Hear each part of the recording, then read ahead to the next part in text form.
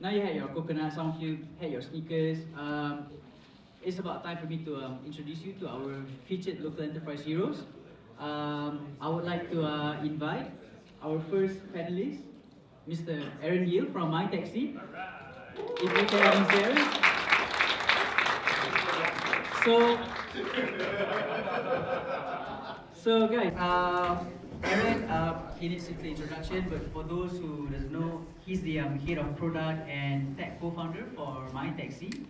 MyTeksi is Aaron's fourth startup after three failed startup earlier. So, and it was because of a combination of several mistakes and missteps over the years. And MyTeksi, from their humble beginnings of having only 6 people here, working in a storeroom in a PJ, they currently expanded their wing that reaches out as far as 6 countries across Southeast Asia, and they currently employ 600 people. Aaron, thanks for coming with us. And next we have Clayton Narcis from Alphapod. Yep. Clayton is co-founder of Alphapod since 2009. He has a talent of building teams and products that has placed Alphapod in the limelight in the mobile development industry in Malaysia. So basically what Alphapod does, correct me if I'm wrong, Clayton, is they work closely with the entrepreneurs in realizing your ideas, and it's not only limited to app-based startups, yeah? Not focus on that, yes. Okay. Focus on that. Yeah, and they also work closely with international brands like Volkswagen, Heineken, and they also work closely with some of locals' renowned digital creative agency. So thanks, Clayton, for coming with us. And next we have Jason Khong from Apptivity Lab. So for Jason, the founder of Apptivity Lab, entrepreneurship and technology started early for Jason. He launched his first startup at the tender age of 17, and that makes me look like a sore loser, but anyway. And yeah, he ran it for 5 years before heading to university. He founded Apptivity Lab in 2009, right at the beginning of the mobile computing era, to focus on building apps that bring impact, and was named by CIO Asia on the list of 20 CTOs to watch. Give it up for Jason. Last but not the least, we have Mr. Marco from Supahands. So, Marco has over 10 years of experience in outsourcing and business operations. He's a finance, economics, and marketing degree holder. Mark also has other successful local businesses as a co-founder. I'm sure some of you may know, Pesa Mota being one of them, one of the trending and popular clothing line these days, yeah? Major Drop, Global Virtual Support, Great Ocean Divers, and now Supahands. So thank you guys for being with us. So before we get into the discussion of how these guys or how small businesses can win big opportunities on small screens, I would like them to share with us a little bit of introduction of what they do, what the enterprise do. So if I may start with Aaron, yeah? Yep.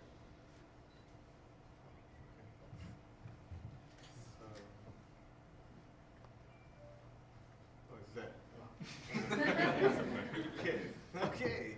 So yeah. So basically, so MyTeksi's reason for existence, or our raison d'etre was we basically wanted to solve a real world problem and not a first world problem. So some examples of first world problems there, and what are real world problems like poverty or illiteracy and things like that. However, those things were a bit tougher to solve. We landed on trying to solve the public transport, mainly taxis, which is a big problem in KL. It's rated like top 10 worst taxis in the world, right? So it's terrible, and we thought to try and solve that with technology. It started off with 4, then became 6, but what this picture shows is that it was just 4 very, very different people with different skill sets, and that's key to any business and startup. You can't do it on your own. You have to find people who complement you and who can do things that you can't do, right? So you sort of have different skill set and strength, and together you make things happen and maybe change the world. So who are we helping? We looked at the problem of taxis in KL, and usually when sort of regulators look at a problem, or when governments look at a problem, it's usually like, or when the public looks at the problem of taxi drivers are terrible people. They overcharge you, they don't use meter, they're like scums of the earth, right? So we looked at it differently and said, okay, they can't all be bad. So what would make a person, do that, right? So we looked at, it was really quite simple actually, they just don't earn enough. And okay, so if they don't earn enough, we need to find ways to help them earn more, so that they have no more excuses to overcharge you.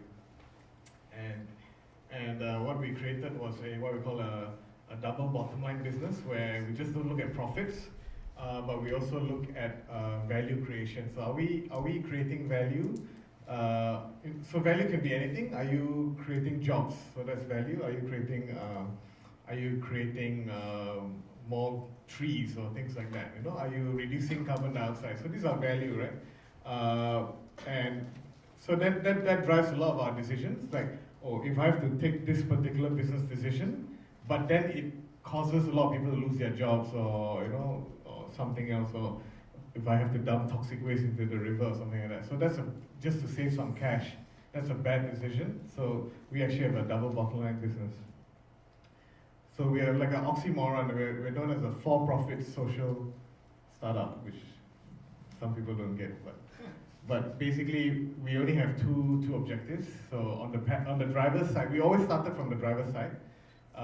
We try to help them earn a better living, and happy drivers equals happy passengers. But our goal on the passenger side is very simple: just make taxis safer for women.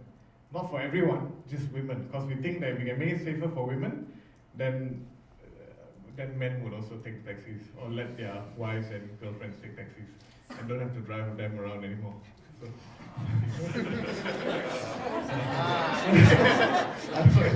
Pick me up, please. Let's have me here. So no more, right? So we save. Basically, and interestingly, because we drive this vision and this goal, 78% of our user base are women, actually. So that's and women who were afraid to take taxis now take taxis because of us. I don't know. Basically, this I just want to talk about. This is actually leading into another thing I want to talk about, is how we solve the two-sided platform. So any marketplace, like Supahands, you have, or any, like Pasa Mota, whatever it is, you have a supply and then you have demand, right? But if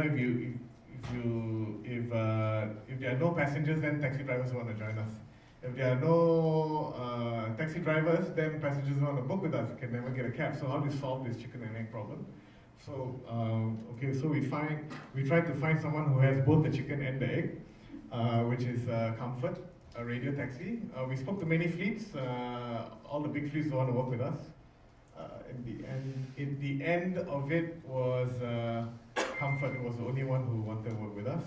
And the story behind it is pretty long, so I won't go through it. But yeah, so that's how we try to solve the problem. And what we have today is what some of you may or may not use is MyTeksi. And safety is a big thing, so that's why I wear this t-shirt. I like it safe, right? So that's what we push for. And you know what? We realized that hey, it wasn't just KL which had the safety issues with taxis. Manila had the issue. Bangkok had the issue. Everywhere except Singapore. So Singapore no issue. So Singapore, I wear a different t-shirt. I like it fast. So they want taxi fast, not safe, but they're already safe, right? Yeah. So that's how we. So you got to stand for something. We stand for safety, and we stand for helping drivers make a better living. Yeah, so. All right. Thanks, Aaron. So now you heard from Aaron what MyTeksi is all about. Let's hear it from Clayton what Alphapod does. You're a soft seats, man. Yes, stand up now. Stand up now. Is the slide in? Yep, it is. Memorizing the slides. Yeah, just to make sure it's in context.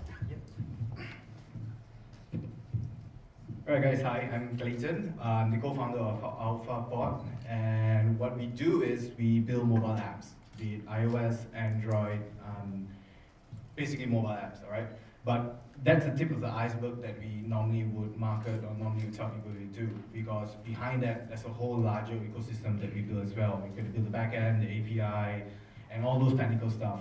Moreover than that, you need to know how to also do product management and those such.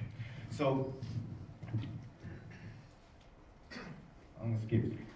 Very quickly, this is a quick snapshot of who we work with. We've been around for 5 years now. Work with various clients and various brands that most of these brands you guys have probably heard of. And they all have very unique problems to each of them. And before I talk about them very shortly, I just want to go through some of the apps that we've created and why we did it.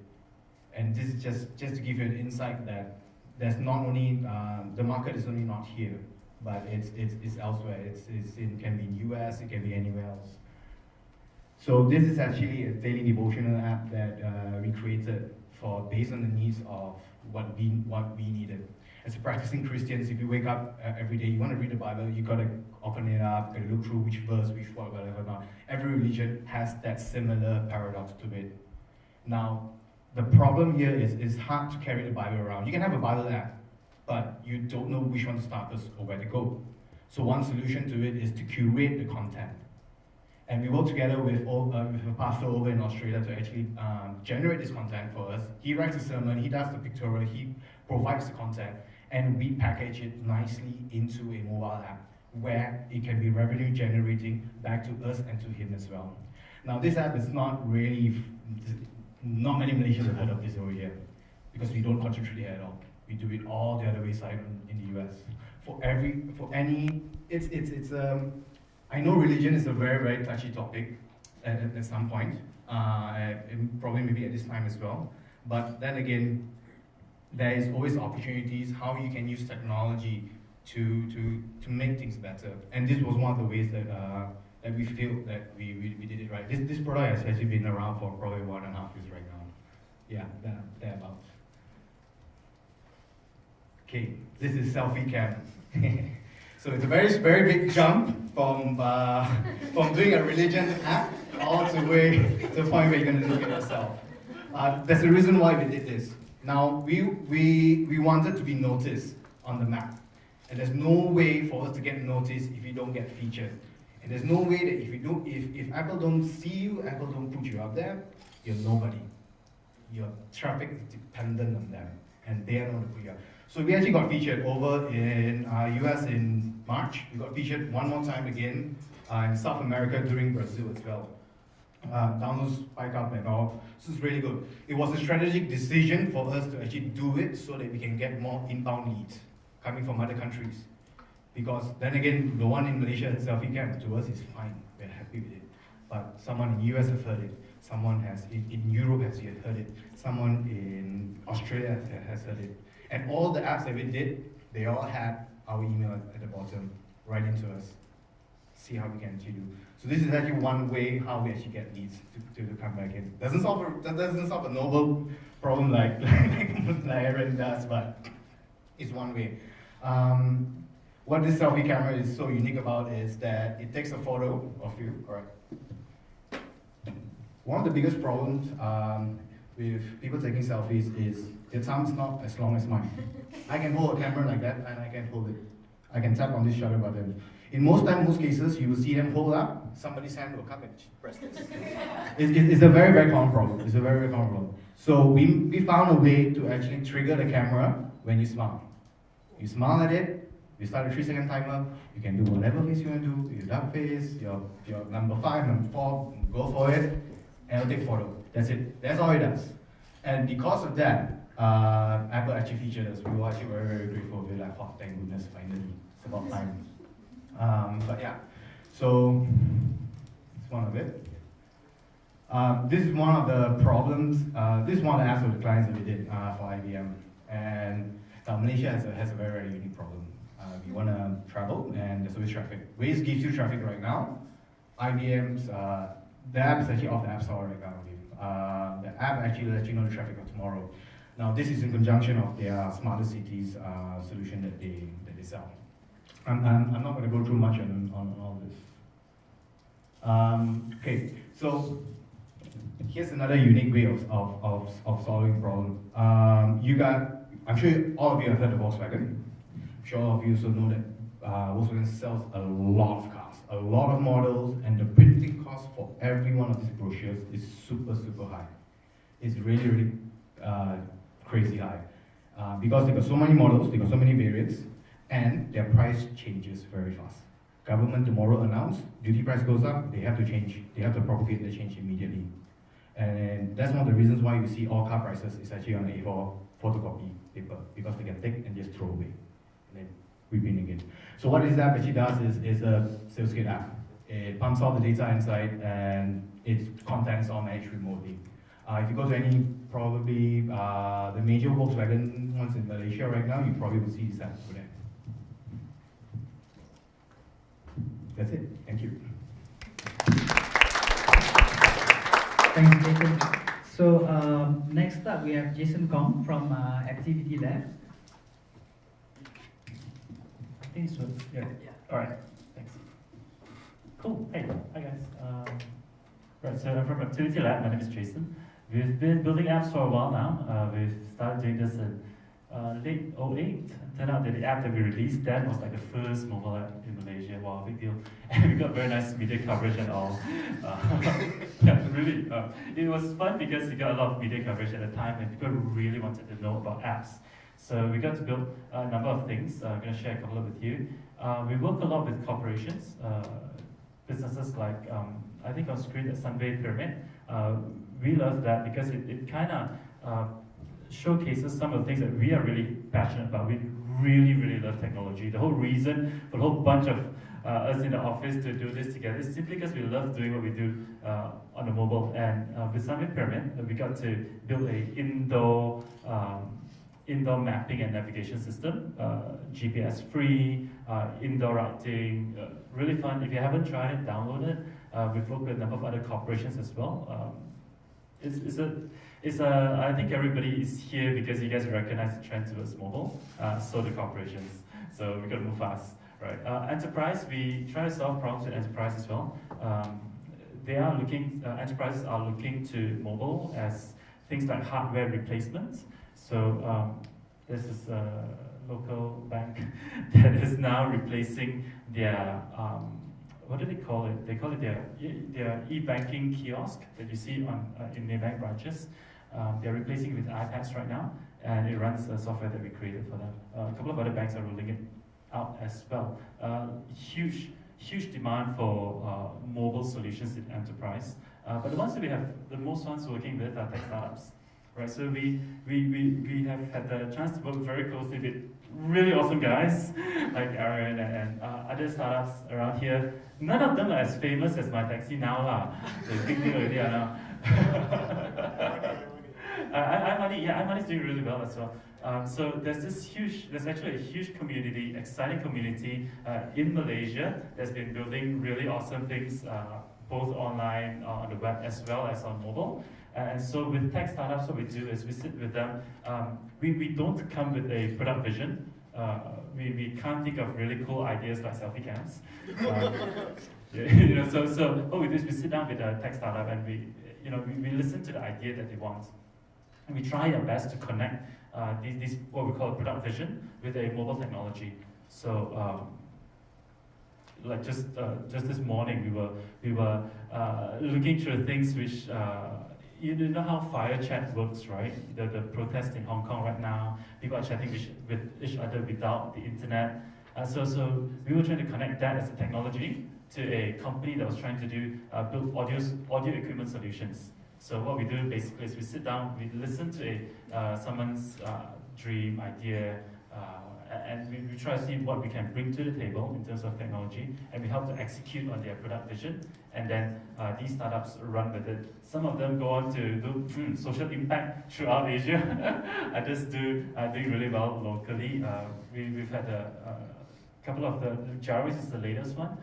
It just launched in Malaysia and Singapore. We really like Blue Sky because Blue Sky was one of those who, when they came to us, it was two guys, one who just graduated from university, one was in the final semester in uni. They bootstrapped to build that first iteration of a product. They did business development. This is in Australia. So we built iteratively, right? You know, give them some screenshots, and then they went to market it. We built like this really ugly beta version, and they took it and they spoke to the big retailers there. Guys like David Jones, right? And they actually managed to sign paying customers before the product launched. And so when the product launched, they already had a whole series of big name retailers, big brand retailers in Australia. So those guys have been doing really, really well in Australia. They've been running for, I think, about a year and a half now. We've been working with them throughout this time. And look out for them. And I'm also looking forward to hear some of the ideas that you guys have in this room, as I really believe that, you know, that the ideas that come out, right, even from today, even from listening to the talks, right, can really build the kind of impact. Don't underestimate yourself, even if you think you're just a student who's recently graduated, but you've got some idea. You're in the right place at the right time to build up a really exciting business. Cool. Listen out the rest of the stories. Cool. Yeah.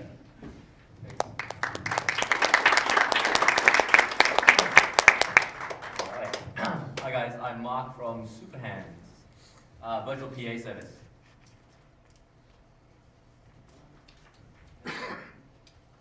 So yeah, we're all about creating time for everyone.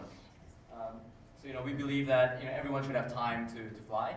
Everyone should have time to go on holidays, time to spend with your kids, time to build your business. So I've got a quick video here. Life is just a chore. Every day, there are new things to be added to your list. Researching for the next family trip, arranging a meeting, or searching the perfect anniversary gift. Now, help us a hand. All you need to do is sign up on Supahands.com and let us know how we can help you. Whatever your online tasks are,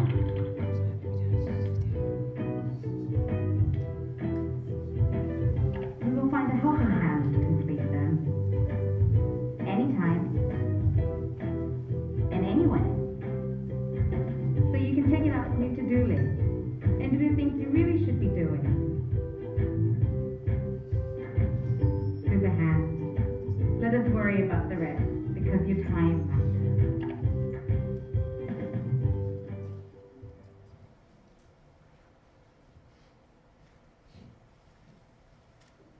Cool, yeah. So it's all about saving you time, getting you, giving you the chance to do things that you really enjoy doing.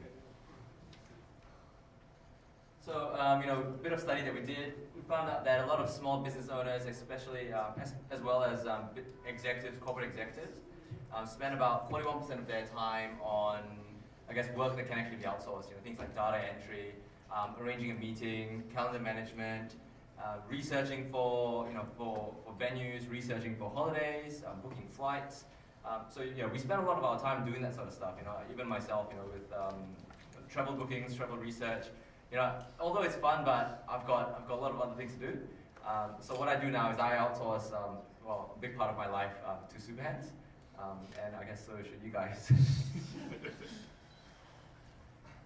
Yeah. So it's basically just grabbing tasks that you have, chucking it through the system, and we've got agents on the other side to actually get the work done.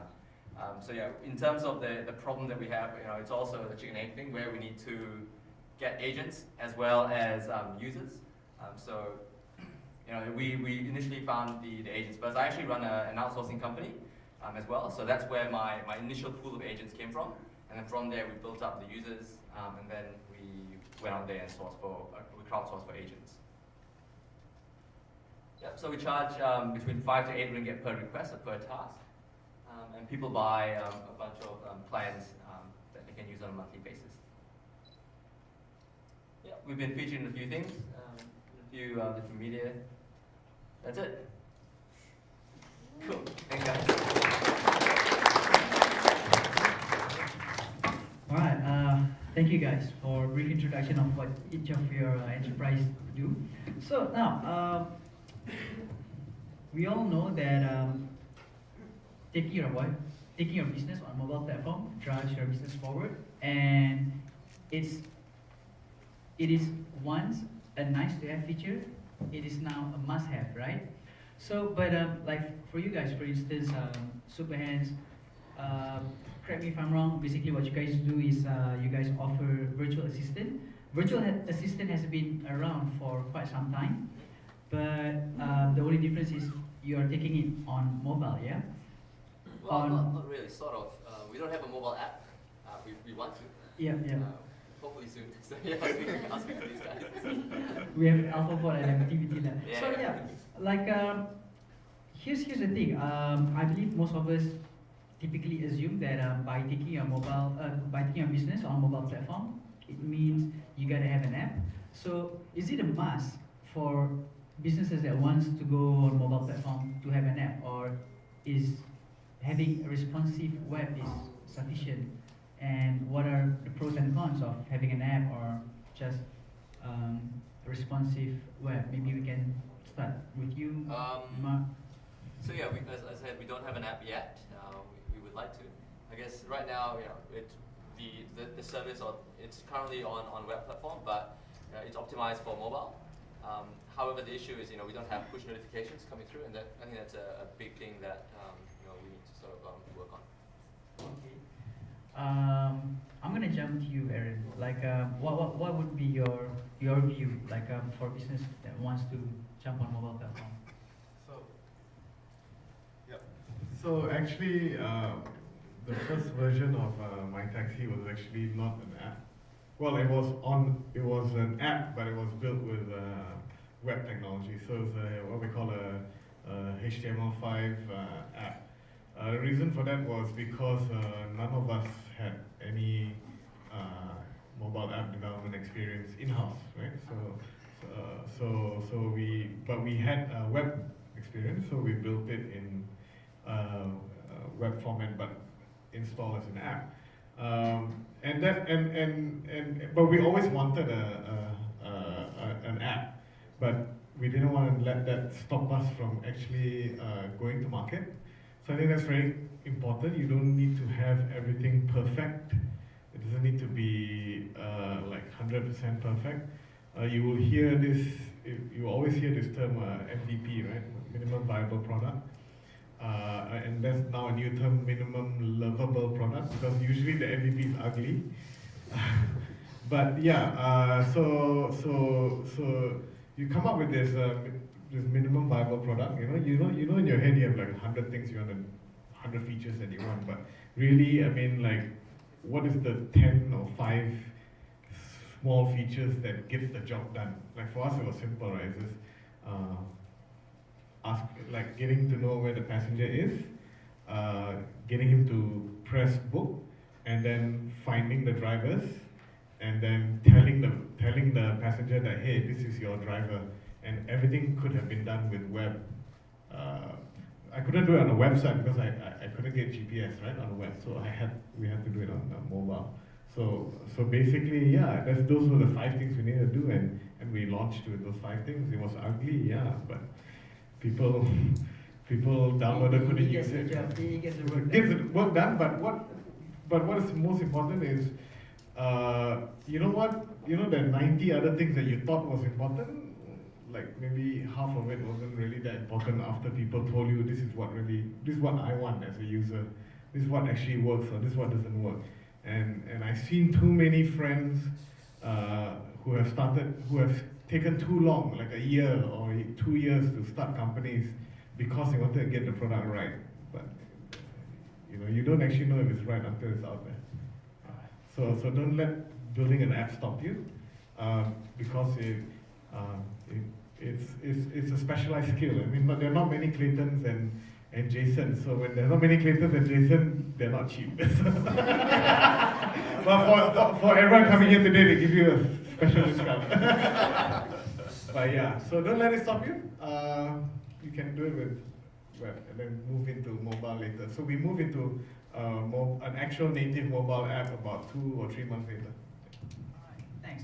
So you mentioned of like typically when business want to start developing a mobile app, yeah? During ideation stage, it's very typical that we thought of 90 or hundreds of or thousands of features that we thought is necessary. And speaking of that, I recall reading a blog, if I'm not mistaken, from Alphapod, yeah? It's about creating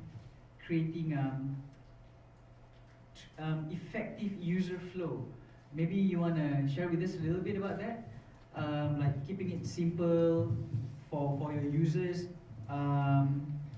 when they use your app, for instance, instead of adding a lot of layers, or at least just share with us from your point of view, like. Okay. So when you guys have this idea in your head and you guys wanna here's a quick exercise for anyone. If you have a lot of features that you guys want to do, a lot of keys and stuff you want to put in, before you do that, find post-it notes. Write every single feature on it, and then see how thick is that, because that is how much time and how much it's gonna cost for you to do that. So now spread it out on the table again, pick what you really need. The whole aim over here is to make sure, it depends on your strategy, it depends on your idea. If you want to monetize from day one itself, or do you want to monetize later? It really case-to-case basis. But the whole idea here is to make sure that you can have either a minimal viable product, or whatever the term is, but make sure it does that one purpose fine, one purpose good. Because if once you have all that post-it notes, and you lay it all down, that is going to be your simple user flow. Now, there are many ways to do this. You can read up and you can download all the free ebooks, get all the free courses, but you won't learn until you actually do it. There's a lot of things. It's not built on day one. It's when you launch your app, that's when the actual work starts. That's when you actually figure out, okay, how do we actually make it faster? How do we actually make it better? There's another thing that I don't know whether a lot of people do this, but track every single thing. Even down to the point where how many times they get their password wrong, how many times when they click login and there's no internet, how many times that error pops up. Track every single thing, because that maps out all the problems that your user faces. Because we cannot, for example, if I want to build an app for him, and if he wants to launch it out to his customers, I can't go to his customers and just look at them and see how they use it. But the only way I can do it is to track from the back end. Every major app that you have out there, they track a lot. They track really, really a lot. And analytics is one thing that can help you improve your user flow, make it shorter, make it faster and quicker, whatever is it. But it's the key fundamental. Start measuring. All right, thanks. What about you, Jason? What's your thought? It's all right. So yeah, like is it a must for businesses? Is it a must to launch on a mobile? Yeah. All right. No, I don't think so. Launch on a mobile when it makes sense to launch on a mobile. I think what Aaron said about MVP or what Supahands is doing makes total sense. Work with what you have. Like if you have web talent in the house, use that, launch a website. I've seen MVPs which are, like I was telling you, print out a design, you can launch in the market, you can get paying customers with just designs. I've seen people launch an MVP in the form of an emailing list. That works. I've seen people, have all this humongous plan and decide just to do a few A4 printout, hand that out to test out the market first. That works as well. but launch on the mobile when it makes sense. Like, for example, I'm just trying to recall some of the things that we've seen make sense on the mobile. I think some things which naturally make sense, like MyTeksi, makes a lot of sense. You won't book a taxi on the computer. Like, we say that now as if, like, yeah, of course you don't book on the computer. But back, just a few years ago, right, we did everything on the computer, right? Now it's like, yeah, you read Facebook in the toilet and everything. But back then, you actually have to go to your computer to do stuff. I don't really remember those days. Yeah. But launch it makes sense on the mobile. Like, for example, one of the projects we did was a Bible project for an American startup. So they launched on the web first because these were ex-Google guys, very strong on the web front. So they launched it on the web simply because they had the talent there. And then, they decided, all right, we've got things running, let's look at mobile. Business got a long list of things to do, right? So they looked at mobile, they said, all right, it's time to do it. So within a month of the launch of the mobile app, mobile was something like 70% of the traffic. Within a month, 30 days. When they're ready to, because there is a usage for it. So, reading something like that, you want to carry it with you. Booking a taxi, you do it on the street. Like iMoney, they have been running for years on the web, and they're doing great. But they decided that they want to attack the market of people like real estate agents standing in front of the house. They need to quickly get a bank loan, get a kind of pre-qualify a client to see whether they can qualify for a bank loan or how much it's going to cost. You don't want to have to dig a computer up to do that. So there's a usage for a mobile app. So once you've identified that your market needs such a use, launch it on a mobile. Do it when it makes sense. So far, as a user point of view, I think I do maybe 80% of stuff on mobile now. Lately, we've been trying to deal with GST in the office, and we're selecting the accounting software based on whether or not we can enter our claims through the mobile. We switched to a CRM platform because we could, be able to access and update customer information on the phone. More and more things, people expect to do it on the mobile. So when your customers start to expect it, and when you can offer an aspect of your product which makes a lot of sense on mobile, then launch it on the mobile. But like Aaron says, don't let that stop you. Like whatever you have, right? Whether it's a mailing list, go with that. If it's a Facebook page, go with that. If you're doing e-commerce and Shopify, go with that. It's perfectly fine. But when you identify a need that mobile can address, a special market that can only be served on the mobile, or that you can serve a lot better than everybody else because you're on the mobile, then launch it then. Yeah. All right. Thanks. So can you share with us, like when each of you guys first started out, it was during an era where people were more skeptic about ads, right? People back then, right? They viewed ad as just another extension, just another excuse for people to like scam their money out. So, how did you guys deal with the setbacks when you guys first started up? Maybe we can start with Jason and then pass around. Sure. Okay, I got a lot of stories then.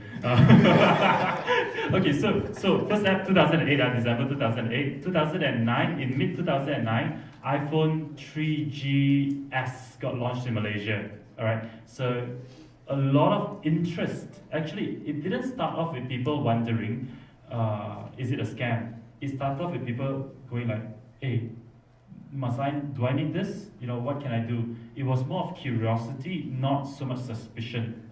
So, like from my point of view, people were just more, they were more curious about what it can do. But at that point, the ideas were a bit wild, like. The classic example is this ad agency that came to us, right? They wanted to do something where, on the phone, and phone got multi-touch, right? We want to do a multi-touch, but we don't want to touch the screen, right? You want to be able to, cannot. We cannot do that.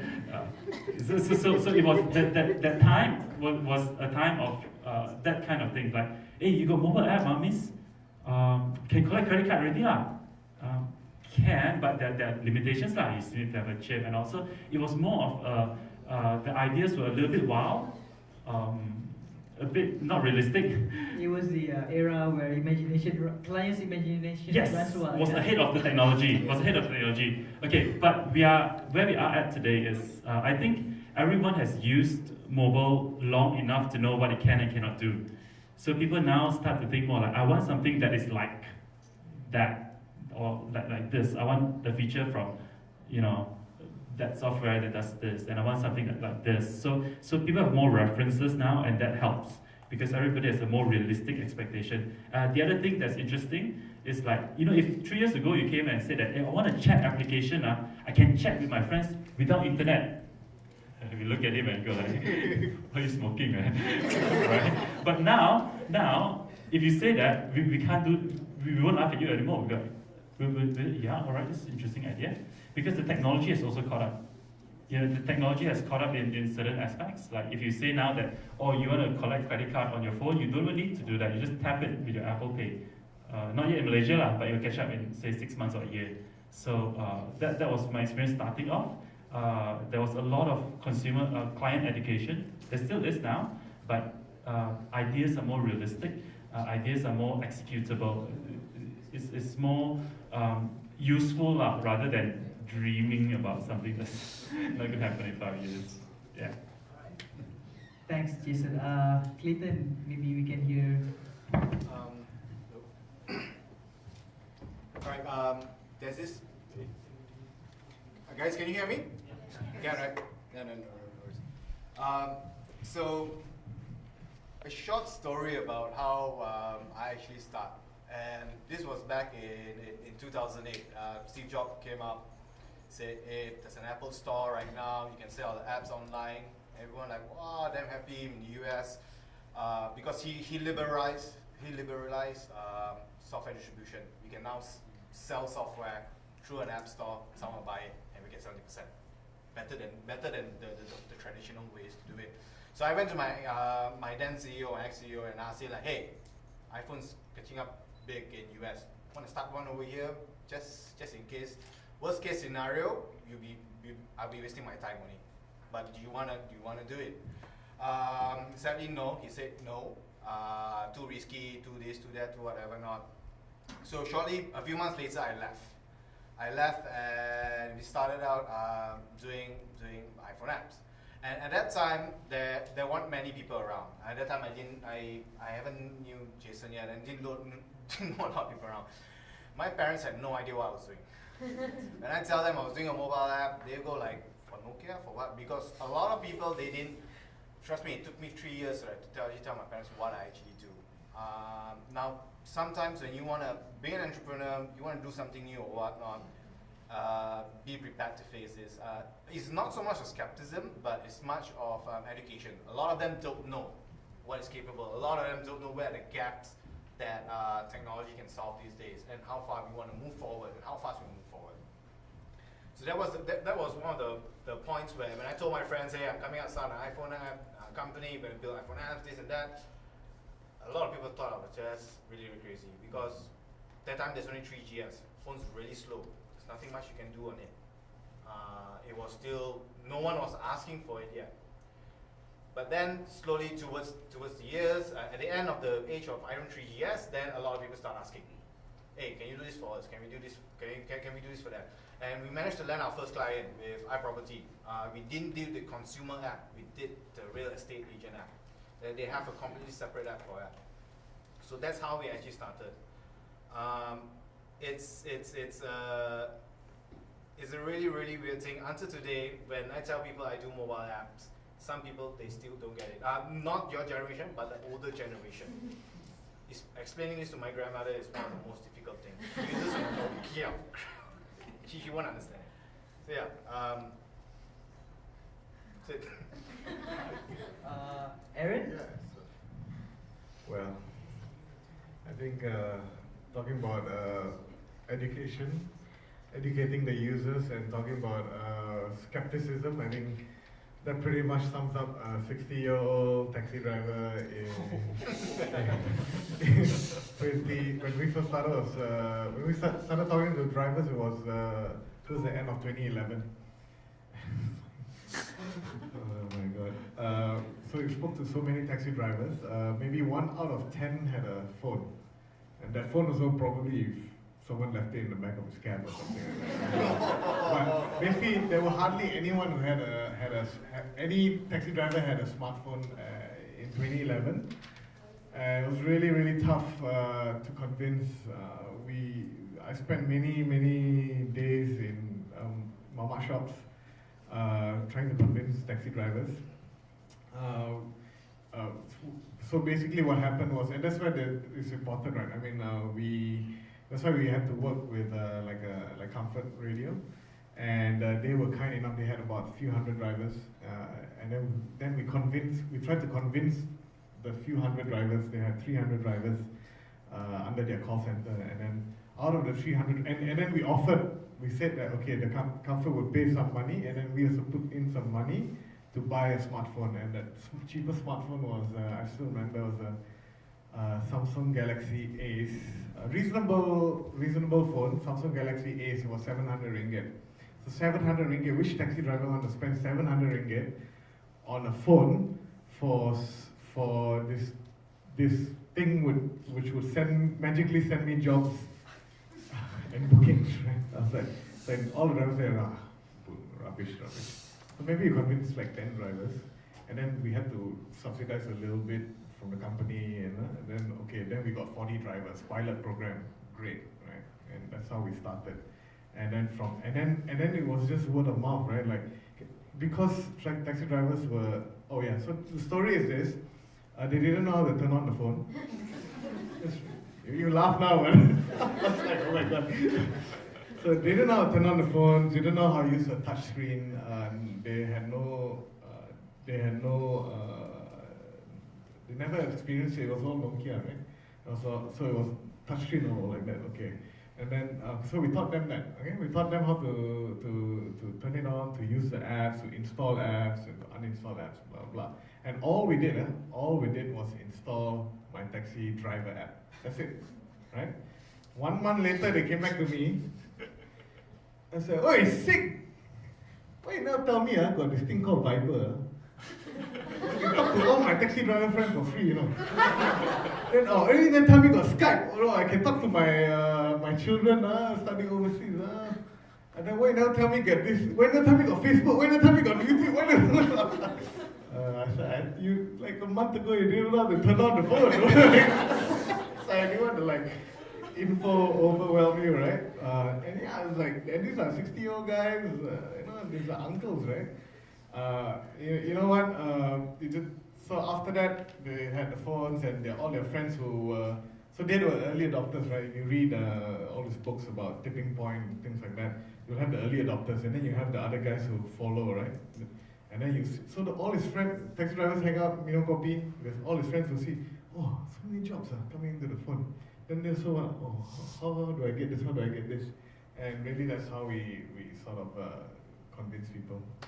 It's organic, it's slow, it's very slow, but it works. And then, slowly there'll be a tipping point.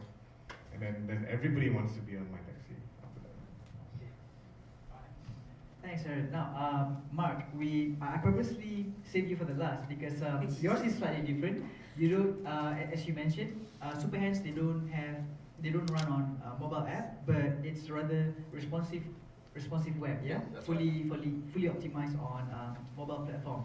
So, what was it like for Supahands? Because the idea behind it is to offer to make everyone, average Joe, to afford a PA, yeah, and get their tasks done. Yeah. Automation, getting the task done, delegate the task. Mm-hmm. So what was it like? Moreover, on a mobile platform. So when we launched, the first thing that came to our mind was, we need a mobile app, because everyone's on the go, they want to outsource their work. So that was our initial thinking. Again, we didn't have any money to do that, so we thought, let's just go with what we got. So we built the website and running on. So right now, it's optimized for mobile. But again, when we, as we do our research, we find out that about 40% of our user base actually do access Supahands on mobile. A lot of the time, it's just more convenient. Like you guys said, you're on the toilet, you wanna send a text through, or like a pass through.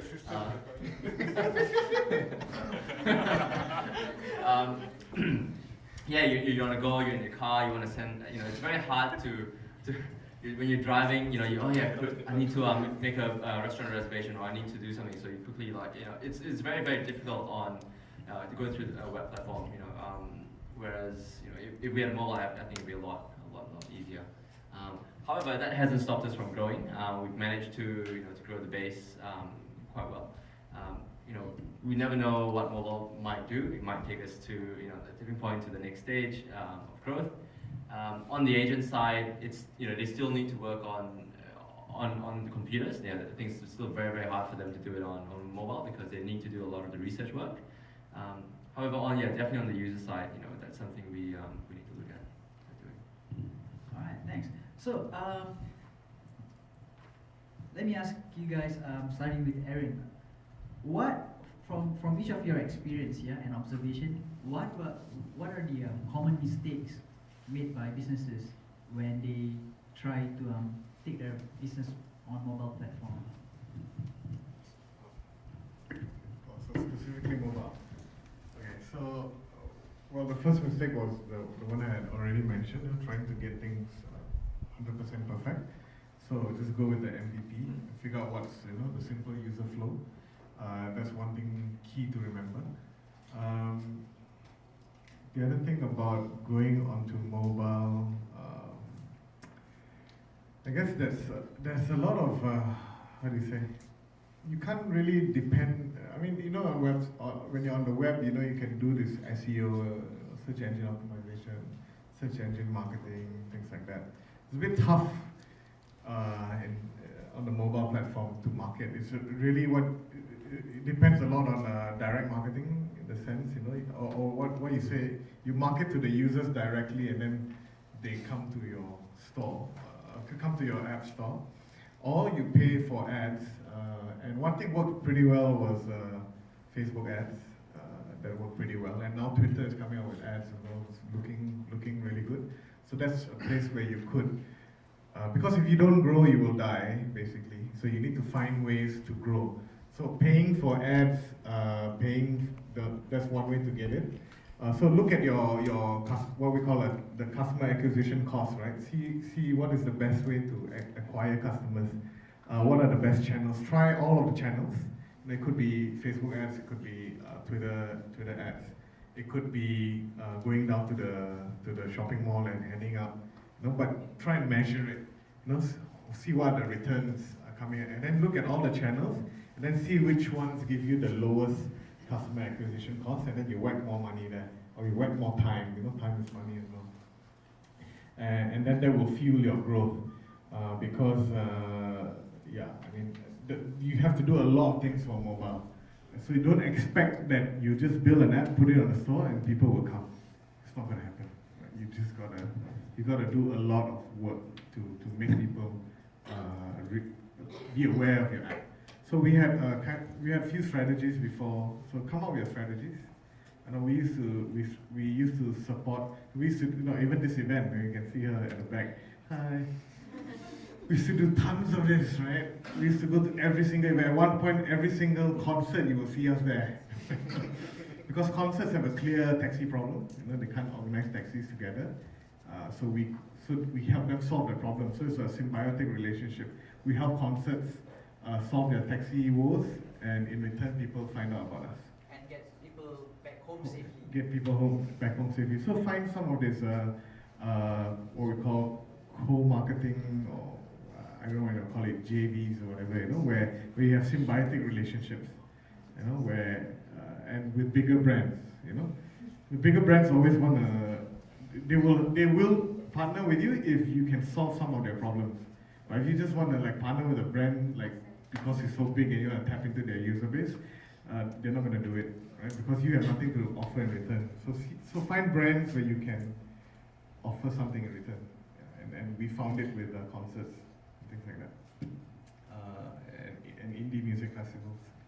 So yeah, I mean, so second mistake is expecting that you will grow on your own without doing any much, but you gotta do a lot.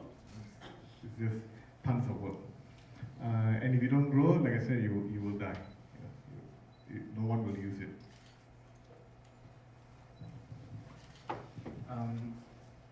To add on to that, so one of the other biggest mistake is a lot of people think that launching an app, then job is done.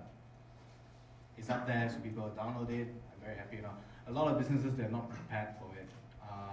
Not prepared in terms of sense, not in marketing sense, but in a lot of other aspects as well. In terms of how often are you gonna probably update the app because you have content that's tied inside. Your support team. A lot of people forget like who's gonna support all the problems from the bugs. They're gonna leave you 1-star ratings. How are you gonna solve all that? A lot of businesses don't realize that a lot of the brands, especially some of the brands that you work with as well, they think that having an app up there it's a solution and that's it. They're not going to put anything to it. But a lot of the time, that's going to fail if you don't have a clear product strategy. On top of that as well, it's generating. There are two types of growth. One is organic growth. Another one is paid growth. So he covered just now how you can do paid growth. So you pay to actually do it. MyTeksi, they can do it because they got them a lot of money in the bank. Unfortunately, we're self-funded. We don't have money at all. We're poor. We're really poor. So we find really, really unique ways to actually get people to do it for us. If you download our daily devotional app, one way that we do is we get people to share content every day. On Instagram, on Twitter, on Facebook. And in that content, there's a link to go into our website to actually download the app. And that is free of charge. It costs us nothing to do it, it just costs us ingenuity to figure out how to actually get this. And because of that, I can sleep. I can sleep every night not worrying that my marketing campaign is not running, that ad dollars are running out, and people will just do it continuously over and over. I think if you look, probably some books on market, Google online, it's called growth. It's a growth engine where it works by itself, go on and on and on and on and on. So that is still not enough. Similar to websites, SEOs, and all, if people search for content, they have a type of it that's called on the App Store. It's called ASO, App Store Optimization, where you optimize based on keywords, you optimize based on screenshots, app icons, a lot of things. There are a lot of contents out there for you to go and read up as well, but there's a lot of, you have to try them, every single one of them. Being the copy, being the putting a 5-star over there, just in your screenshot, right? By just putting a 5-star, people will just want to download. Because it's psychology, because they see the 5-star and they think that Apple gave it. Now, some may say that it's actually tricking the user, but in other words, it's just placing it smartly. You put a 5-star over there, and your 5-star is actually bigger than the 5-star on top of the rating on the App Store. Yeah, you can put 6 stars. Yeah, it's all simple things like that you can play around. These are ways that you can actually get free downloads, but they are not, they won't work 100% all the time. It depends who you're targeting. If you're targeting a gamers and stuff like that, you put a trophy next to the 5-star with a nice ribbon around it. It's small things like that, and these are all testing. You have to try.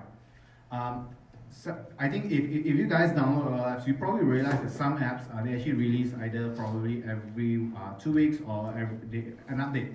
Facebook has a 4 weeks update.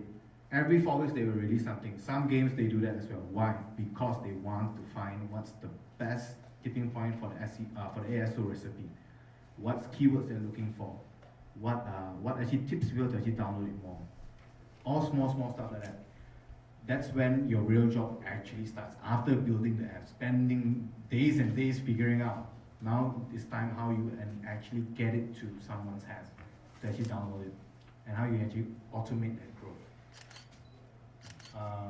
And to end this as well, when you have an app, please have someone to do support. Help the users. Don't leave them out thinking that they downloaded or they paid for something and it's not, no one's there to help them. And that's really, really bad. Find ways, there are a lot of ways, either the support can come in from in-app itself, and there are platforms out there where you can actually put into the app itself and you have a live chat over there. Do whatever you can to provide that kind of support, because when you do that, your customers will pay more attention to you. You have a much more closer voice to them. And one thing good about doing support, you get to collect emails, which will help you in your next product launch. Don't spam people. Don't spam people, but tell them if they're interested, they can sign up and get more content whatever. It's fine. But keep them the option to do it. Out of 10 times, nine of them will say yes, send you more stuff. Why? Because you have come to a point where they had a problem that you actually caused it, and now you're actually solving that problem, and because of doing that, they actually feel happy. And they feel emotionally closer to you. So support emails as well. Also, don't put a lot of tech jargon inside. Be as friendly as possible. Be as casual as possible. It really, really helps. That's how you're gonna build your early user base. Imagine this: if I bother complaining to you, that means I somewhat care about the service that you provide because it's not helping me solve my problem. That's why I want to complain to you. I want you to make it better subconsciously. So don't see it as every day this fella come and complain to me. Nothing else better to do. It's not that. It's be grateful. Be grateful for people that come and complain and knock on your doors and send you emails, give you 1-star reviews and stuff like that. Because that is where you are paying very minimum for lessons. Everything you do, you have to pay tuition fee. You just pay your tuition fee. Just learn how to solve all of this. After you do that, the best thing, as a new app update goes up, all the 1-star, all your 5-star ratings, everything all get pushed aside. It will be under the all versions. Your current versions or ratings will all be 0 again. It will be reset. So a lot of people actually capitalize on that. One more tip as well. If you start collecting emails, you're creating a very big base of your customers. And each app update goes up, immediately let all of them know, ask them to go update it, ask them to give you a 5-star rating, and tell them why they have to give you a 5-star rating. Give them the reason to do it. It can be as simple as because it helps us. Be honest with them. Like, that's what we do is we tell them, by you giving us 5-star ratings, we get more downloads, we are more sustainable, hence we can continue to provide this service to you. Help us. Do that. There's a lot more to it, but you can do that. And it really, really helps. Right? Alright, so we're talking about mistakes that businesses do, right, when building an app. Alright, okay. I'm just going to clarify, because just now starting the game, we did pay attention. So two major categories of mistakes that we see all the time. One is that businesses tend to build apps when they actually don't need to. So we get guys come to us, right? Yeah. Oh, I've got this sales staff. I need to manage my sales staff, and I'll make sure they all got their documents with them all the time. Must be updated, and they must access it on a mobile, and must work very well. Everybody wants to be mobile. Then I look at them and go like, why don't you use Dropbox? Oh, okay, can. All right, so the building apps, you don't have to all the time, right? Or we want to build like a social network because it's very important to connect with our customers. They must be able to get the news from the company, and they must, very quick, if you can like it, and they can share it. Right. Why don't you start a Facebook page? Oh, okay. So sometimes you don't have to build it, but people start rushing into it and think that, oh, I need a mobile app for whatever the problem is. I need a mobile app. Sometimes it doesn't work. The other one is that when they rush into it and they know they need a mobile app already, I want to build everything. Okay, you don't have to build everything. You don't have to replicate the entire website onto a phone. That's not what the mobile application is about, right? Sunday Pyramid, a lot of ideas. Okay, they're really great guys, but they have a huge amounts of ideas as well. They chose the toughest problem that could be solved only with mobile, and that was indoor mapping, indoor positioning. Do they want to do what they call it? It's like e-commerce purchase stuff. Yeah, of course. They want to do like customer loyalty, yeah, of course, 100 things they want to do, but the hook that would get people using the application, because at the end of the day, they just want to bring people to the mall, they want to connect with people. It was just people getting lost in there, and this was the best possible solution to that problem. So a lot of times as a business, or even as a startup, you don't need like 50 features, a combination of Facebook plus secret plus, you don't need that, you just need 2, 3 things that your customers would like to do, or ways to solve the problem you're trying to solve that can be done better on the phone. The rest of the things, you can still send out news on emails. You can still, do on-site promotions and other things like that. That sort of marketing and all. But don't try to build everything into the mobile app. Like I'm listening to Supahands, right? Like perfect scenario. I drive all the time. I just bought a CarPlay, super useful. I talk to Siri now when I drive.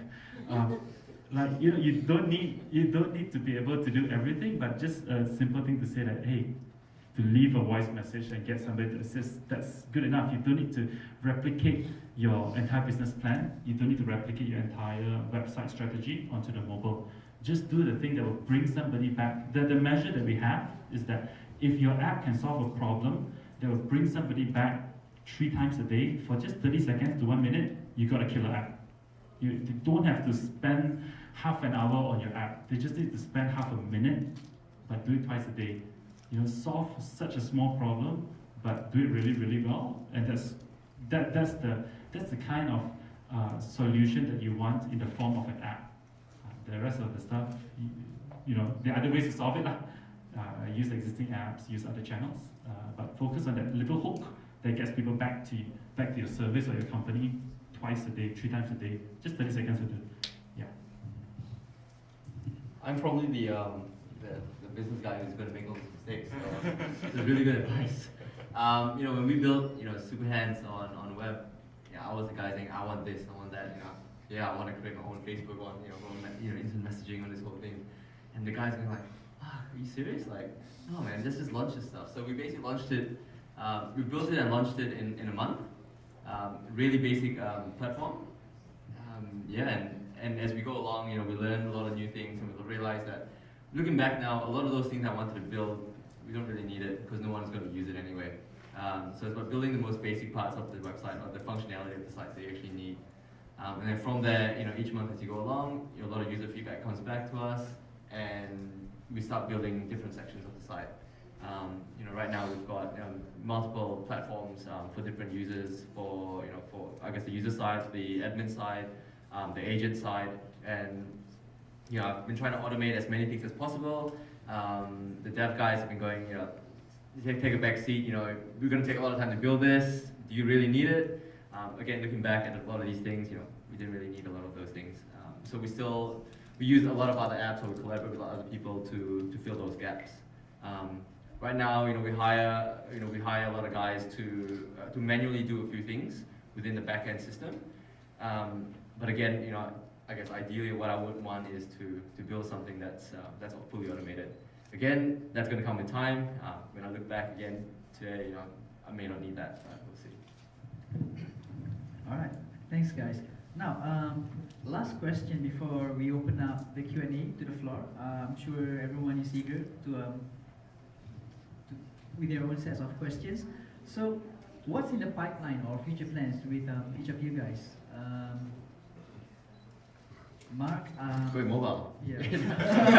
Well, yeah, like I said, 40% of our user base, use the service on their phone, and we do get a lot of feedback going, hey guys, why can't I, do this on, it's no good on the phone. I need an app. Why, I'm not getting my messages because it comes through the email, but I'd rather it be pushed to me. So we're getting a lot of good feedback from a lot of users, and definitely going mobile is something that we're looking at doing. When, could be sometime next year. But right now, I guess it's about driving the user base, trying to, make sure the user experience is good, work on the quality side of things, and at the same time trying to plan on, how we want the app to sort of come out. Because I'll be one of those guys saying, hey, I want my whole site on this app. And you'll be the guy saying, no, you only need the basic stuff like uploading a task. Clayton and Jason got that sorted out. Yeah, good. Right. So as a business, next step we are looking forward to is, we'll- like you said, there's not a lot of guys who build native mobile apps. You know, we pretty much know, I guess, like at least 80% of people who do these things, right? The biggest challenge for us that we're trying to solve right now is to how to grow our capacity. There's really a lot more ideas, businesses wanting to go mobile than there are people who can help that happen. So we've been doing things like we did our own Swift. Swift is a new programming language for iOS. So we did like a month-long Swift training with the first batch of people, and we're going to do more of that just to raise talent, just to build up our own internal capacity to be able to do all the 100 things that businesses want to do. So the challenge for us right now is to grow capacity. It's not the easiest thing to do. All the complaint Gen Y don't want to do this, everything So we're trying to build, we're trying to solve that. We're trying to build an environment where people enjoy working, and we're trying to build the process where people can learn and get on board fast enough, and to be able to start creating things and start solving the kind of problems that we know mobile can solve. So that's what we're doing. For us, we'll be building more apps. We are actually going to expand our own intellectual property apps. Apps that we basically own ourselves. We're going to make more of them. That's definitely yes. Launching a children Bible story as well. New updates on selfie cam. Some other ideas that we want to try. Basically just churning out apps that we kind of want to try and see how it goes. But most of them are going to be content-based apps. That's the direction that we're actually facing right now. That's the direction that we're actually going to try to start to push up more as well. So you have training for Swift, huh? Yeah. Both of us actually have this very same problem. Actually, three of us here also have the same problem. We cannot find people. There's no one to hire. No one that we know. And basically, it's either you train from scratch or you hire them from somewhere else, which then is going to be costly, comes with a lot of other student problems as well. That is one of the biggest, toughest challenge. And I tell you, it's just draining. You'll drain mentally, just drain. You're just looking for people, hiring for people. Look at him. Every day looking for people, always want to hire. You also always want to hire. Did you know that every time I see MyTeksi at the career fair, I'll just go like crap lah. I cannot find anyone already, they'll stop for everyone. But yeah, so what we do is we hire straight out from uni, from college. Clean slate, you don't know anything. That's the best one to train. I don't need to untrain you to train you again. Because there's a lot of bad practice out there when it comes to developing, and you could see that it's either you like to drink kopi openg, kopi or ice, black coffee from coffee shop, or you like to have artisan coffee. So there are these two types of developers out there. The one that are code artisans, they know how to really engineer stuff, and the ones that who just the kopi openg, you can find them in any coffee shop anywhere else. So the coffee shop one, there's a lot of them. But the espresso lab coffee or those fine coffee artisans, that one is hard to find. That's the toughest thing that we're gonna go. But be it what it is, we're still gonna roll out as many stuff as we can roll out, and more apps. Yep, I concur. Hiring is at the top of our priority. We've been trying to find, I'm running out of friends to hire. Some of them started their own mobile app development studio. We can talk. Yeah, so basically, it's really tough. With the new injection of funds, we want to hire about at least 30 engineers. 30 engineers. But we can't find them, and MyTeksi, we only want to hire the artisan, the coffees. And even with even if we can afford them, it's still really hard to find. So we have to look outside of Malaysia, hopefully. And then there's the convincing them to come here, which is also tough. And not everyone wants to come to Malaysia. But we'll slowly get there, I hope. So hiring is definitely top on our list. So hopefully after they train them, then I can. After they train the fresh grads. But no, yeah. But we hire lots of fresh grads. Actually, some of our best guys are fresh grads. Actually, two of them. One was fresh and one was an intern. He never went back to uni. He's still technically an intern. Amazing. Built most of our back end. A lot of our back end. Built a lot of our apps as well. The fresh grad, microbiologist, likes to code. Okay. Built both our Android and iOS apps in the early days. So amazing guys. Hard to find. So diamond in the rough. Next, I guess on our future plans, really just trying to handle the scale. We've grown quite a bit, so we are obviously struggling to handle the load. So trying to make our systems more scalable. That's more on the engineering side. On the operation side, trying to up our game in terms of customer service. So we're setting up call centers to support because, like what Clayton said, it's super important to respond within. So we have the SLA of within 2 hours of you submitting a feedback, we need to respond, and that's the target I'm setting for our customer service teams around the region. Yeah, so 2 hours. Hopefully, bring down the 2 hours to 1 hour and maybe a few 20 minutes, whatever. So it's customer service and also driver quality. I think that's the killer one.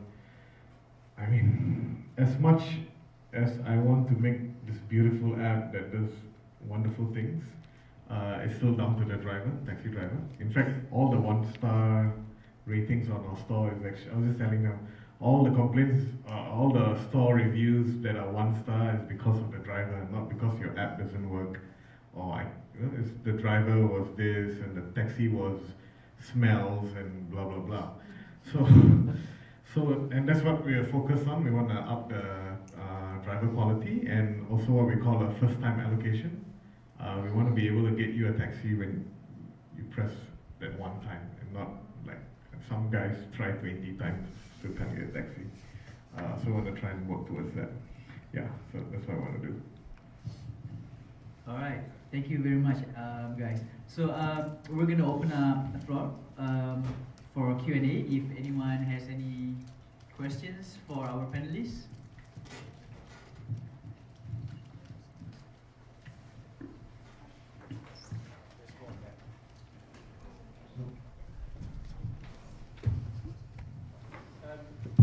I have a question.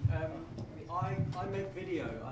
My background's in television, and I guess I have a couple of questions really. One is, do you use much of it, and is there much call for that sort of thing in apps? I noticed that advertising that you see on television for things that are, especially mobile apps, it's generally just composited graphics and things like this, and it looks like a lot of it was done in-house. That's my first question. My second question is, as somebody who's just starting up here, one of the things I've found is that because I'm pushing a sort of fairly newish product, which is, it's kind of corporate video, but it's done in a documentary style, which is kind of what my background is. Do you find if you're pushing a new thing, is it hard to get your suppliers and your partners to actually to pony up and to pay what you think it's worth? Yeah. Thanks. That's gonna be kind of true. Why over here? Curious question. No, I mean, one of the biggest problems with some Malaysian companies is because it's the mindset. Desktop is this big. That's why it costs that much more to build this one. That's always the mindset, and it's always education to tell them, no, it's actually going to cost you more because you need this, and this.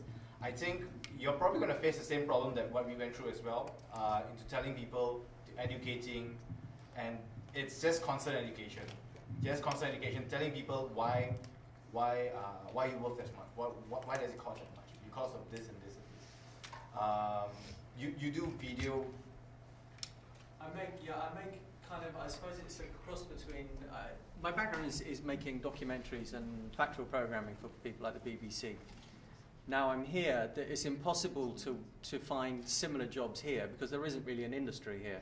Yeah. So what I'm doing is, they'll import programs of, CSI, but the budgets they have for programming are very small compared to what I'm used to, and it's not enough really for a living wage for me. So what I'm trying to do is offer it as corporates instead. So, but rather than do TV commercials, which are very competitive and very, very sort of differently budgeted, I suppose, I'm trying to sort of find a middle ground and to offer things that are telling a story. So it's like my background is telling stories, and everyone needs a good story, right? So that's what I'm offering to people, and it's you're right, it's a constant education of people, and every time you go to see somebody, you have to tell the same story from the beginning again and again and again, just so that they're on the same page. But getting them to realize that it's a valuable commodity is really difficult, because they're either used to paying nothing, getting it for free, or they kind of go, yeah, but we're going to pay hundreds of thousands for like a BMW commercial or something. And that's what we place value on, but we don't place value on other things. And I was just thinking that you may have had the same sort of, you may have been up against the same things. Go where the money is. Yeah. You probably want to check out probably want to check out Gap, Guinness Anchor Berhad. They represent Heineken, Guinness, a lot of the alcohol brands. Just remember. Go to them. They can't spend on events anymore. A lot of the EDM parties are all cancelled out in Malaysia. It's year end and there's no news. The biggest concert organizer, FMFA, has stopped doing it in Malaysia as well. These guys has nowhere to spend their money. Go to them right now. What was it? Sorry, I missed the name of it. GAB, Guinness Anchor Berhad. Any alcohol and cigarette guys. Any alcohol and cigarette guys, go to them. They have the money because they cannot spend the money right now. And they are somehow, some way squeezing their way into advertising onto newspaper right now. By right, legally, you're not supposed to advertise that. And the Star is actually doing that right now. They have allocation to spend and they need to spend it. So you probably could try. Well, that's a good tip. Yeah, probably could. Well, we actually threw a party for Pestle and Water last week. It's called Smashing Weekend. So we actually went over to GAB, and we also spoke to Summersby, which is on the Carlsberg side. They were willing to give us 500 cans, whereas on GAB side they were like, how many do you need? We're like, a couple of thousands. So yeah, and at this party, the Dunhill guys were there. They were like, hey, why don't you come to us for money? We want to. So again, like there is a lot of cash in that area because there's nowhere to spend it, as you said. Yeah. And they just want to. And if you're able to attract a certain market space that they're trying to get into, like the GAB guys are trying to get that Gen Y guys. So if you can, you can access that market space, you can promise them something, hotshot video that keeps people to download. They'd be happy to throw cash at you. That's great. Sorry. I feel like I'm slightly hijacking your discussion here because it's going slightly off topic, but I really appreciate it. We have a second question. Yeah. First of all, like, if you want to launch an app, the first step, launch app, how much does it cost to start it up, including the marketing and everything? And then just to launch the apps. The second one, if you have to launch an app on the OS, is it better to launch on 3 of the OS, the iPhone, the Android, and the Windows, or to focus on one and then move to the other one? Windows.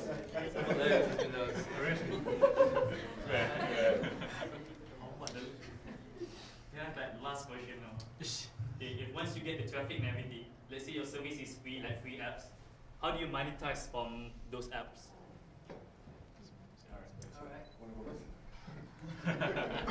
Alright. The first question was Alright, How to launch? so just how much does it cost? How much does it cost? so how much does it cost? And the second question was, Which phone you Which OS?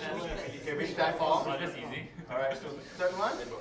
How do you monetize if you providing a free services like Okay, free app? alright. Did you understand that? Yeah, so if it's on Google, if it's on iOS, then you need $99 to go and register an account. Google Play, $25. That's your bare minimum. Not really, I mean, that's the amount that you're going to spend just to launch, just to put on the App Store. But okay, quick question. Where are you targeting your market at? Just for context. Let's say a group of students. Pardon? Let's say students. Students in Malaysia? Yeah. Uni students? You actually don't need I don't think you need a lot of money to market that. Go to the uni. Yeah, just go to the uni. Get a group of friends, get a van, travel from uni to uni. Do that. That's your probably how much it's going to cost you that to propagate that, because you're going from one concentrated area to another concentrated area to promote your product. Second is, depends how you're going to make your money. Are you going to sell stuff in your app, or are you going to generate through advertising, or are you going to do some partnership or whatever now? If it's going to be a paid app approach, do it on iOS first, then move it over to Android. If this is going to be targeted for students, you probably want to see what's your market first. If it's Android based, then push out Android first. Forget iOS. Bear in mind that know where to actually target to. That's going to be very, very important. And how do you make money out of free apps? Is one way is app advertising. You can advertise. So a rough number is, for example, if you get 30,000 active user, so that means 30,000 people use your app probably every month. You get about on ad dollars about $2,000. So if you're a single person, you get $2,000 in Malaysia, you probably can chill for quite a while if you want to do. But remember, it's 30,000 active users. To get 30,000 active users, you will need at least 3 million downloads. Then the question is, how much money, how are you going to find that 3 million downloads to actually do it? So remember the context. Trust me, all the numbers I put out there, those are really, really puny numbers. Really, really small.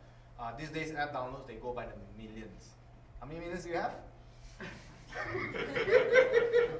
2.1 million. 2.1 million downloads with 400,000 active monthly users. Am I right? So if they put one small ad over there, probably make some decent money.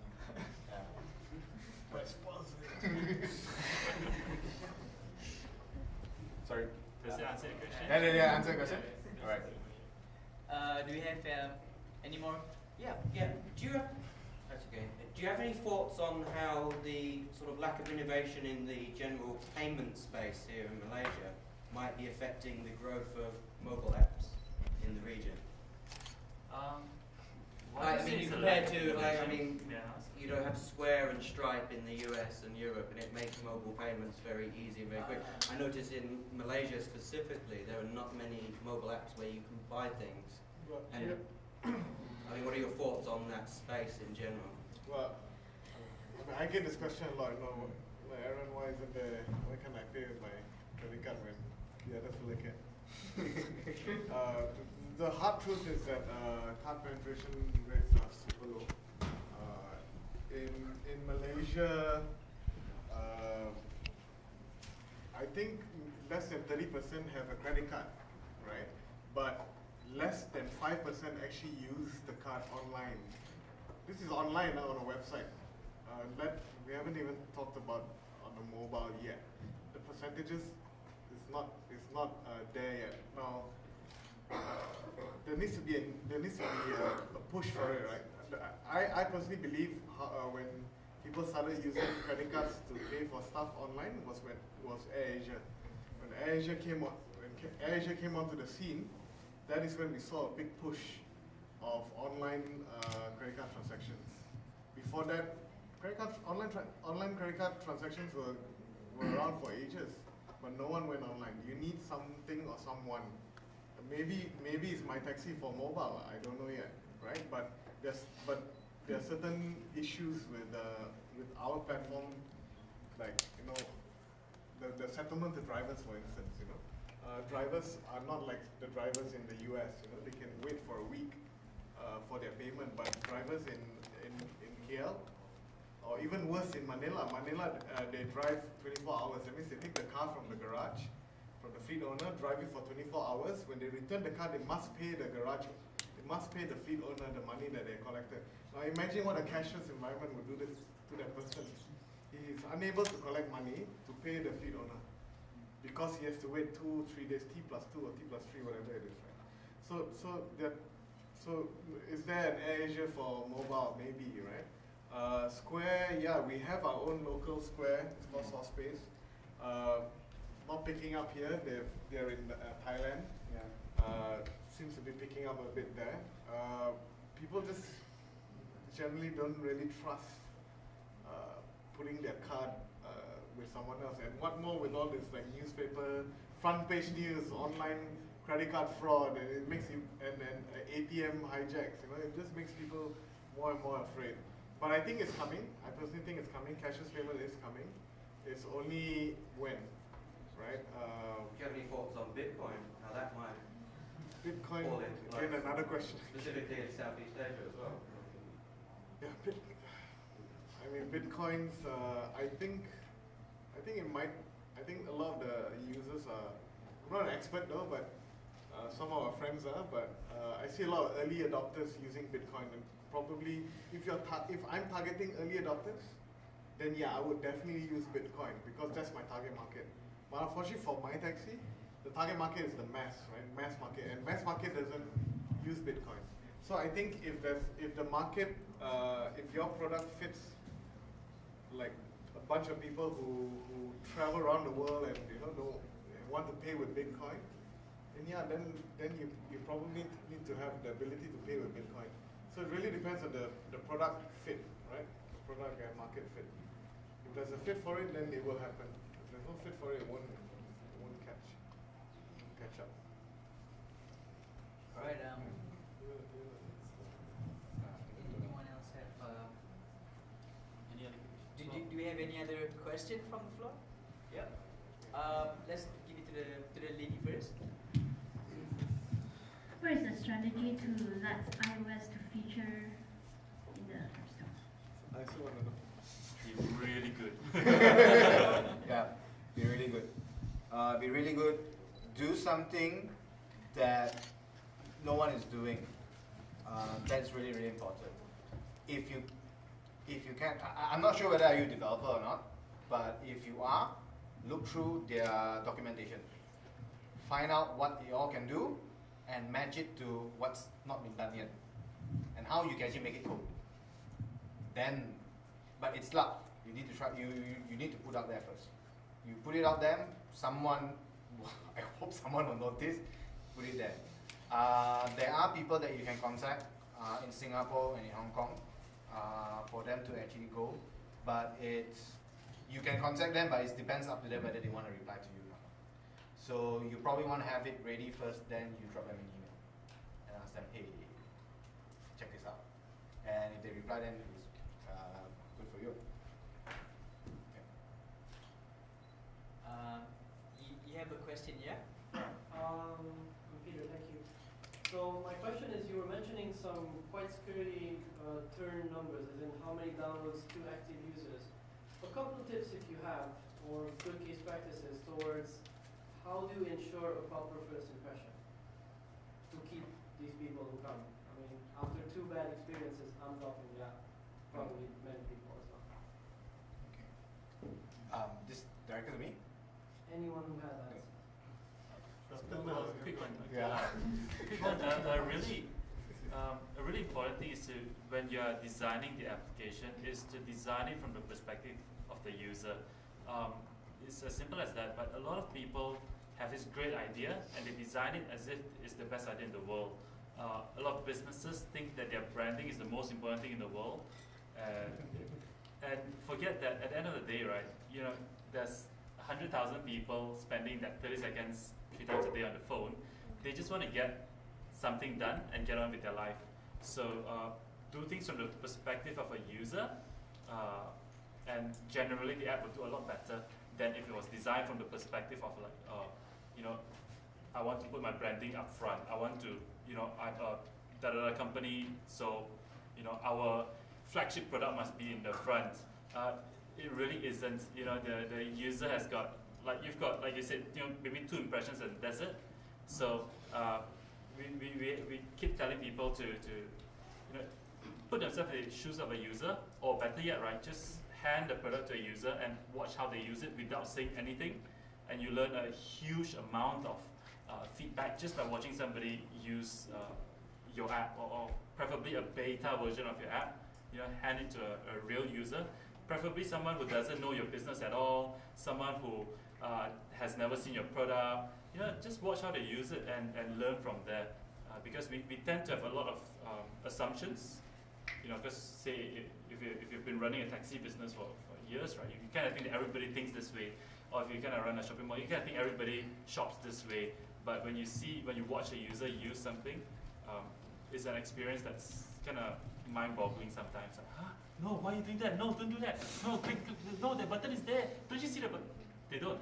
So put yourself in the shoes of a user, or watch a user use it. I think that's a simple tip for you to get a real gauge of what your first impression is to the user. And if you're useful to the user, 3 times a day, 30 seconds. Yeah, cool. Give them value. Give them value, and create a loop that they always want to come back and use it. Why do you check Facebook every day? Because you want to know your friends, what your friends do. Find what's the user loop, how to keep them in that loop, just keep them coming back. It can be a lot of games, they do this, a lot of utility apps do this, a lot of people actually do this kind of stuff where they make sure that you come back for more and give you a good reason to come back. Check out games. Games is one good way to know the game loop of it, how they actually get people to come back in. Yeah. Yeah, that's good. Sorry, before we give way for your question, just to interrupt a little bit, if you care to notice, our panelists on average they randomly spoke of create an app that has that hook, right, or create a loop. You guys might want to check out this book called Hooked by Nir Eyal. This guy, he used to work for Zynga. I'm sure you guys know what Zynga is. The responsible people behind Farmville, that super addictive game. Because that book really touches on how you can successfully develop a habit-forming products. So if you guys, and this book they don't beat around the bush. They go straight to the point of what are the steps or processes that you should look into. So yeah, just a side tip. Last question from the floor, yeah? Yes. Just like you were saying, not every business we need to develop a mobile app, am I correct? Could you give some guidelines on what are the questions that we probably need to ask ourselves in order to say, hey, okay, our business, we could go, that's one. And secondly, in order to develop a mobile app, how much would it cost if anyone wants to embark on it, and whom do we go to? Right. And I believe there's also some grants from the government, isn't it, for developing mobile apps? Maybe you could advise Is that wrong? on that. Awesome. Maybe about whether you need to, when will you know if you need to, get a mobile app going? I think by just looking at your user base, so feedback that you get from users. So we keep tab of, all the feedback that we get from every single user, every email, every message that comes through to us. So we sort of know, and we kind of pull out the number of ones that say, oh, I want a mobile app, or why are you not a mobile? I can't do this on my phone because it's not really well optimized on my mobile. The other part is, we check analytics, so we sort of know the percentage of people that actually use our service on a phone compared to a web service. In terms of how much it's going to cost. Right. Yeah, so some guidelines, right? Well, if you're asking from a business point of view, if you know your user, like if you're a tech startup, it's easy to do this kind of analysis. If you're a traditional business, watch how many people walk into your store with their phones, or how many people contact you through it. look for areas that you could extend your existing service and do maybe a small part of it to help someone. And if that can be done, you're basically building a relationship with your customer, because customer might walk into your store maybe 3 times a year, but if you can provide them something useful 3 times a day, then you build that hook or that relationship, right, with the customer. That generally helps. How much it costs? That's always a very hard question to answer. We always say it depends, and then we smile. The best thing I can, yeah, true, right? It depends. I know that people want to know. The best I can say is that if you're willing to learn to do it yourself, $99 lah. Go download some free tutorial, but then you're actually spending in terms of time. You might take 3, 6, 9 months. I don't know how long it takes to build it. So what we charge people, what we tell clients, and I'm going to tell you guys this, we tell people, we normally take on projects between 75,000 to 125,000. What does that mean? I don't know. What it really means is that we use that as we say that, and that's a good gauge, because you can't buy a car for 2,000 ringgit, right? You can't buy a house for, you don't need to spend, you don't need to spend a few millions if you're trying to buy a new iPhone. But the range that we would service a customer, the sweet spot is about 75 to 125,000. If that's the budget range, come talk to us. If not, come talk to us anyway. So what happens is that we will sit down with people and we'll listen to the idea and see what is it that you're really trying to build. What it costs is basically time. So either our time, which our time would hopefully be shorter time, but we bring with us the skill set to build something. It could be your time, it could be someone else's time, but we basically measure an idea based on complexity. So we listen to the idea, we try to break it down, and we see, this thing takes about, it's going to take us about, a month, 3 months, half a year. Then we then tell you, okay, so based on an estimate of taking 8 weeks to build this, we'll have to charge you about this. This is the price range or something. But we normally just give a number like that, just so that you get a gauge how much it costs. There are people who do it for a lot cheaper. There are also people who do it for a lot more expensive. It's really a matter of how much value you see it bringing to your business or to your startup, and whether or not we can come in to help. Yeah, maybe Clayton can help. What kind of business do you have? I'm into training. Into training. Training. All right. So first of all, you probably want to see how it can solve any of your problems right now. Either solve your problems, increase your efficiency. Don't have a mobile app just for the sake of having it. But see it to where it can improve for certain areas. So one client you're working in right now is an IT distributor. So they have 800 shipments every day that they ship out, and most of the stuff in our web, they ship them to them. They have a very unique problem where these handphone sellers actually will call them and buy handphones from them. Like Samsung Galaxy S5, Maintaining that call center became a cost center for them to make money. So what they actually wanted to do was then to actually build an Android app for these handphone sellers all over in Laoyat to just tap and order it online. That's a really, really good reason to have a mobile app. That's a really, really good reason to actually bring down your costs in your call center, have less people working over there, or probably reorganize and go do something else, be more efficient, and that makes sense to you. Then you will see the value in actually investing money into it. If you're training costs, then you can. There's a lot you can do. There's training. There are apps that you can actually sell videos for training. You can do that. In terms of cost, it ranges. Like what you say, it depends. You can go to a freelancer. It starts from 5K, 10K, 15K. It can go up to about 100, 200 as well. It really ranges. And a lot of people, a lot of these times, I'm sure you get this as well, is that we always have to explain to them why does it cost so much. Because of this. It's always doing that. It goes on any range from anything from 30 to 80 to 150 to 200. So it depends on what you want. Bear in mind, if you're making for iOS only, you also have to remember that you're going to do it for Android, if it makes sense for you to do it. it depends on a lot of scenarios. It depends on your product fitting where you are at the moment as well, and where do you foresee yourself to be at. Yeah.